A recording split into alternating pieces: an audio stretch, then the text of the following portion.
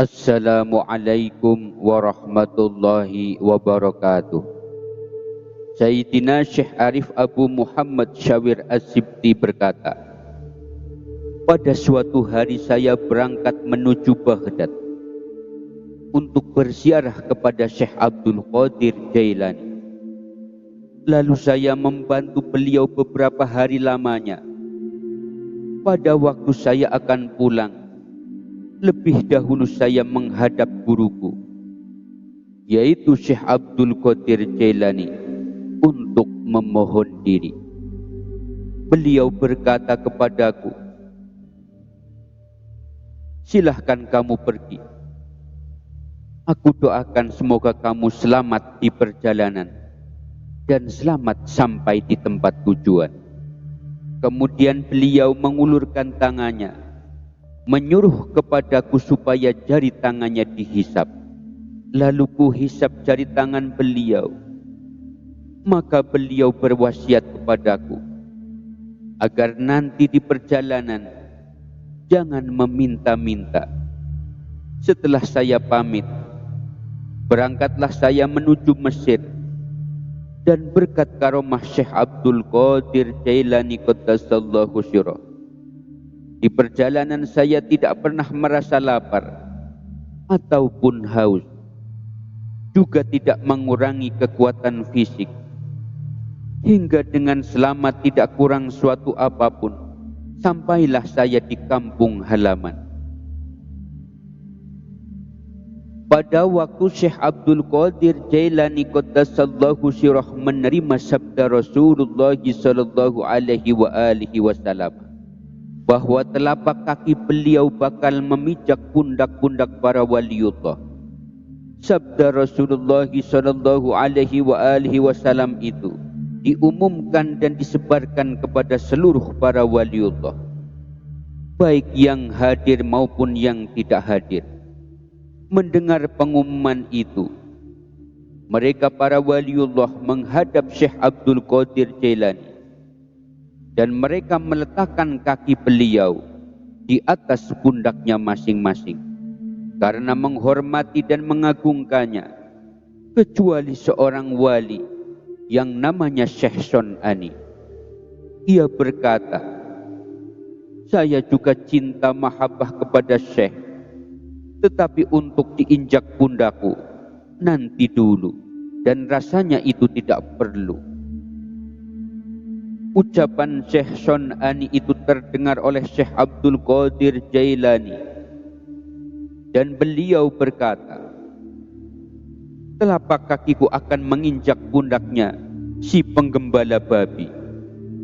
Tidak beberapa lama kemudian, Syekh Son'ani berangkat berziarah menuju kota Mekah, diiringi sampai ratusan santri-santrinya.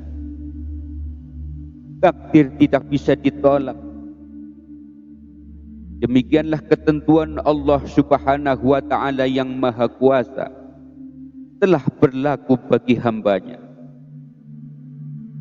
Pada waktu Syekh Son'ani berjalan melewati sebuah kampung yang penduduknya mayoritas penganut agama Nasrani, kebetulan ia melihat sebuah kedai. Penjual warung itu seorang perempuan beragama Nasrani, penjual minuman keras. Keistimewaan perempuan itu pandai menarik para pembeli karena wajahnya yang cantik tiada tandingannya, badannya mulus dan mantap, mendebarkan hati para pemuda. Konon tiada seorang lelaki pun yang tidak terpikat olehnya. Demikian pula Syekh Son'ani. Melihat kecantikan perempuan itu, ia terpesona, sehingga luluhlah hatinya. Hilang rasa malu pada dirinya. Wibawanya telah jatuh di hadapan santri-santrinya, sehingga dengan senang hati ia rela menyerahkan dirinya untuk menjadi pelayan perempuan itu. Dengan sukarela serta bersungguh-sungguh ia mau bekerja, dan pekerjaan apapun ia kerjakan demi untuk menyenangkan perempuan cantik itu. Pada suatu hari perempuan itu menyuruh Syekh Son'ani menggembalakan babi piaraannya memangku anak babi yang masih kecil, agar jangan sampai terinjak induknya. Ia tidak merasa hina disuruh menggembala babi, malah merasa bangga dan gembira diperintah oleh kekasihnya itu. Melihat kejadian itu, seluruh santri-santri pengiringnya itu mereka pulang meninggalkan gurunya. Karena secara menyolok, Syekh Shon'ani gurunya itu telah mencemarkan dan menodai agama Islam. Yang masih tinggal hanya 2 orang, yaitu Syekh Fariduddin dan Syekh Mahmud Al-Maghribi. Kedua santri itu berunding mencari jalan pemecahan musibah yang menimpa gurunya. Hasil perumusannya mereka berpendapat bahwa musibah ini harus diperbaiki dari sumbernya dan ditelusuri sebab akibatnya. Kemungkinan karena tidak adanya loyalitas murid terhadap gurunya dan kata bertuah yang dikatakan oleh Syekh Abdul Qadir Jailani. Maka untuk hal ini saya akan menghadap yang mulia, yaitu Syekh Abdul Qadir Jailani Qaddasallahu sirrah. Kata Syekh Fariduddin, "Wahai kamu Syekh Mahmud, tinggallah di sini." Kemudian Syekh Fariduddin berangkat menuju kota Baghdad. Setibanya di kota itu, ia lalu mencari pekerjaan berat dan hina. Akhirnya terpaksa pekerjaan itu diterimanya dan dikerjakannya, yaitu membuang kotoran dari kakus.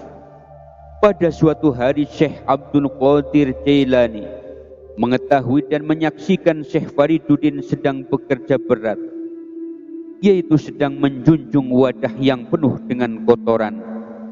Dan pada saat itu turunlah hujan dengan derasnya, sehingga wadah kotoran itu penuh dengan air hujan melimpah, serta membasahi badan Syekh Fariduddin.